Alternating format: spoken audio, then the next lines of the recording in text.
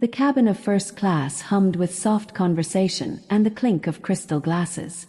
Among the polished travelers, Patricia Coleman slid her designer bag onto the empty seat beside her. Her perfume, her clothes, and her confidence all declared one thing: I belong here. She glanced at the boy standing awkwardly in the aisle, clutching his boarding pass with both hands. He was small, no more than 9 years old, his backpack hanging loosely from his thin shoulders. His dark eyes searched the row, finally resting on her. "Excuse me," he said softly, holding out the pass. "I think this is my seat. 9A. Patricia let out a sharp laugh that turned heads. "Oh dear, you must be confused. This is first class." The boy, Daniel Thompson, didn't flinch. "Ma'am, this is the seat on my boarding pass." Patricia smirked, her voice dripping with condescension. "Honey, children like you don't sit up here. Maybe in the back where you can play. I'll call the attendant." Passengers shifted uncomfortably but said nothing.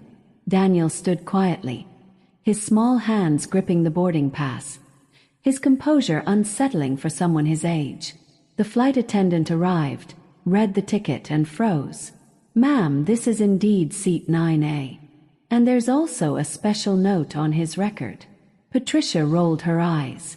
"A note? What special needs? Behavioral issues. Let's not waste time. Move him."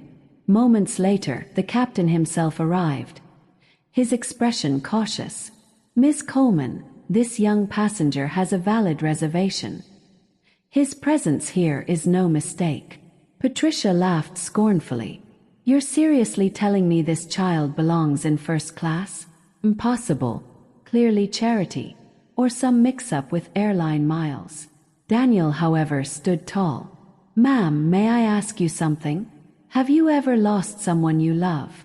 The question disarmed her. "My mother died 2 years ago," he said. "She taught me that respect matters more than money. She told me never to let someone's cruelty decide my worth." But Patricia sneered. "How touching. Perhaps your mother should have taught you your place in society." Gasps filled the cabin. Daniel straightened. "You're right. She did teach me my place. My place is anywhere I have a right to be." Patricia bristled. "Listen, I'm a senior consultant at Coleman and Associates. I know who belongs here. This boy doesn't." Daniel only smiled faintly. The captain cleared his throat. "Ma'am, the note on his file comes from the airline's executive office. We've been instructed to provide him with VIP treatment." Patricia froze. VIP? For a child? The supervisor, James Morrison, now entered the cabin. He had known Daniel for years. Quiet, polite, traveling often under discreet instructions. He exchanged a subtle nod with the boy.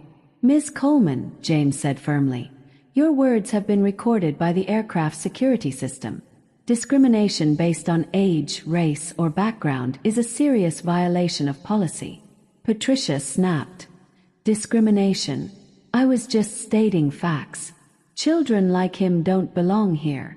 "Children like him," Daniel repeated quietly. "So you assumed I couldn't be here because I'm black? Because I'm young?" Patricia faltered. Well, statistically." Daniel tilted his head. "So you made all these judgments without knowing anything about me. My father always says assumptions are the quickest path to regret." "Mr. Morrison," Daniel said suddenly, his voice carrying authority beyond his years, "please call my father. Tell him I need to speak with him about what happened on his flight." "His flight?" Whispers spread through the cabin. Morrison dialed. "Mr. Thompson. Daniel is here. He'd like a word." Patricia's blood ran cold. Morrison knew his father personally. Daniel took the phone. "Hi, Dad. I'm okay. But there's a woman here who said people like me are born to serve, not to lead. She said Mom should have taught me my place." On the other end, Michael Thompson's voice thundered. "Did someone really say that to you, son?" "Yes," Daniel answered. "Would you like to speak to her?" He held the phone out to Patricia. "He'd like a word." Her hands trembled. I don't need to. Ms. Coleman, Morrison said coldly. When the owner of the airline asks to speak, it's not optional. The word owner hit her like a bolt of lightning. My father, Daniel said calmly, is Michael Thompson, CEO of Thompson Aviation Holdings. He owns 85% of this airline. Patricia's face drained of color. With trembling hands, she lifted the phone. Mrs. Coleman. Michael Thompson's voice was calm but deadly. I have the recording of every word you said. Tonight, the world will hear how you treated a child because of his skin color. Patricia collapsed, her career flashing before her eyes. Daniel gently took the phone back. Dad, it's okay. I'll handle the rest. Michael's voice softened. Son, I'm proud of you.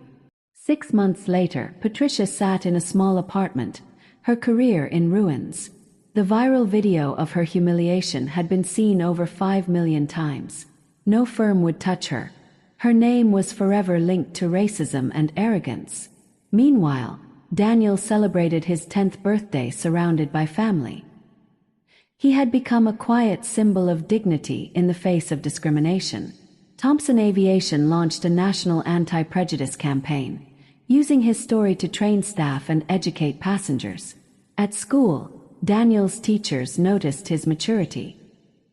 He often helped bullied classmates and lived by his late mother's words, respond to cruelty with dignity.